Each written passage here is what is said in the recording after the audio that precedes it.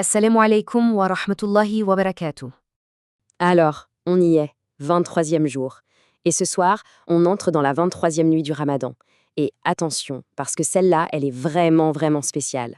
Elle est considérée comme l'une des candidates les plus sérieuses pour Laylatul Qadr, la nuit du destin. Il y a même un hadith de Abdullah ibn Unais qui nous dit que le prophète, que la paix soit sur lui, a spécifiquement désigné la 23e nuit. Imaginez un peu, une nuit entière qui est salem, comme le dit le Coran, une paix totale jusqu'au lever de l'aube. Et la récompense, franchement, elle est monumentale. Pensez à ça une seconde. Une seule nuit d'adoration. Si c'est elle la bonne nuit, si c'est Laylatul Qadr, eh bien sa valeur est multipliée par 1000 mois.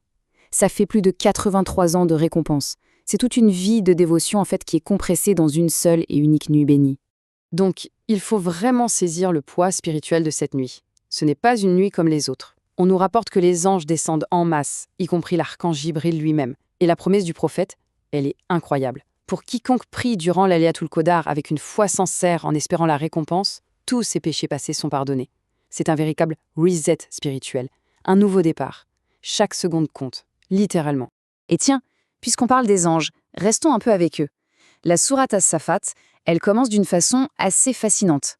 Ça commence par un serment par les anges eux-mêmes, qui se tiennent là, en rang parfait, sans aucune rupture pour adorer. Ce parallèle, il est vraiment intéressant.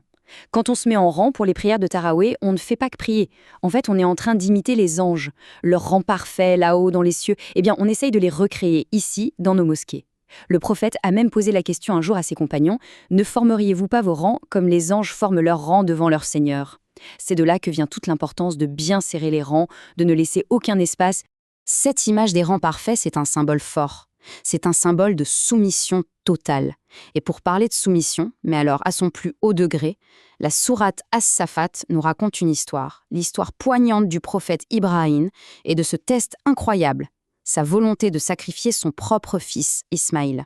Et là, on a l'une des conversations les plus puissantes de tout le Coran.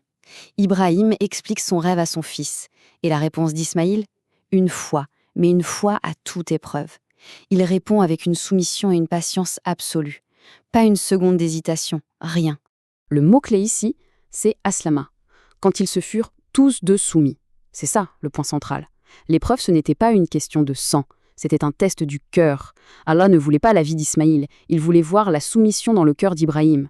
Et le simple fait d'être prêt à obéir, eh bien ça suffisait. La vision était accomplie. Et ça, forcément, ça amène à une réflexion personnelle. Le Ramadan, c'est aussi une période de sacrifice, n'est-ce pas?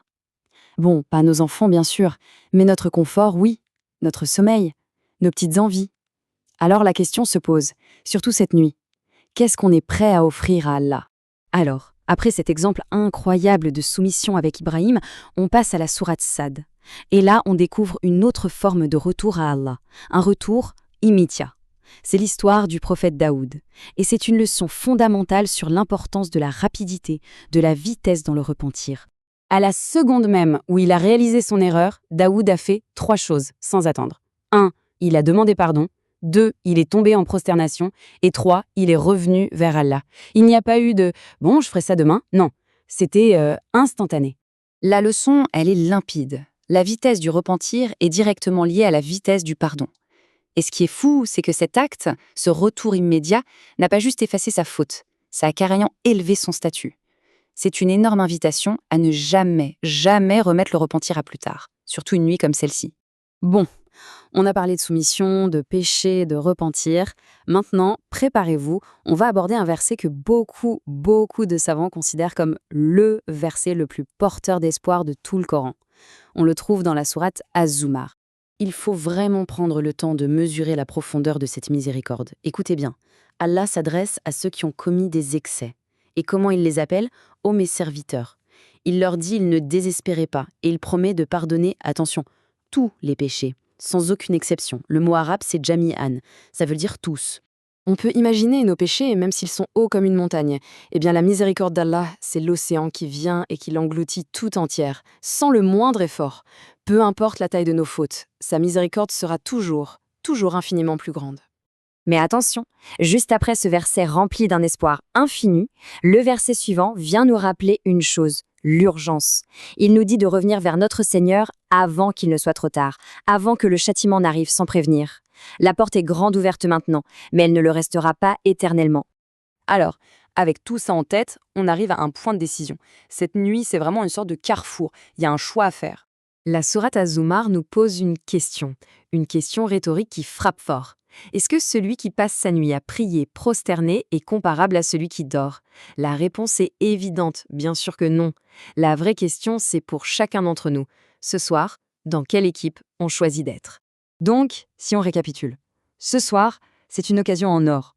On parle potentiellement de 83 ans de récompense.